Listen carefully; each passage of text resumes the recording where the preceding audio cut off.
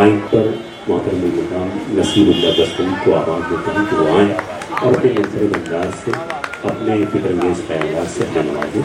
جناب نصیب اللہ بستوی صاحب.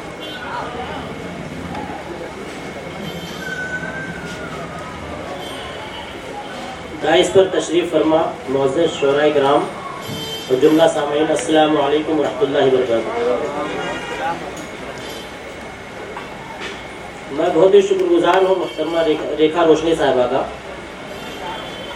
حاضرین گرامی، ایک مطلع ایک شعر پڑھتا ہوں، بطور خاص ملاحظہ فرمائے. عرض کیا ہے کہ جس کا شیدائی یہ زمانہ ہے، جس کا شیدائی یہ زمانہ ہے، جس کا شیدائی یہ زمانہ ہے، ایسی پیاری زبان ہے اردو، ایسی پیاری زبان ہے اردو. ہم بھی ہیں پاسدار اردو کے، ہاں ہماری زبان ہے اردو، ہاں ہماری زبان ہے اردو. حاضرین گرامی، ایک مطلع چند شعر پڑھتا ہوں، دیکھیے گا. عرض کیا ہے کہ میں اصولوں کے سانچے میں ڈھلتا رہا. دیکھیے گا، تمام لوگوں کی شکل چاہتا ہوں. میں اصولوں کے سانچے میں ڈھلتا رہا، میں اصولوں کے سانچے میں ڈھلتا رہا، اس لیے بے اصولوں کو کھلتا رہا، اس لیے بے اصولوں کو کھلتا رہا. اور شعر دیکھیے گا کہ نا خلف لال پر قول صادق ہے یہ، یوسف دیوان صاحب جی نا خلف لال پر قول صادق ہے یہ، سانپ تھا آستی میں جو پلتا رہا. بہت بہت شکریہ. سانپ تھا آستی میں جو پلتا رہا.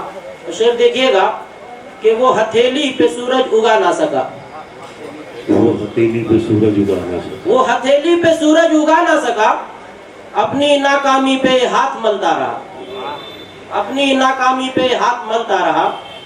اور شعر دیکھیے گا کہ اب خدا جانے کیسا یہ دور آ گیا،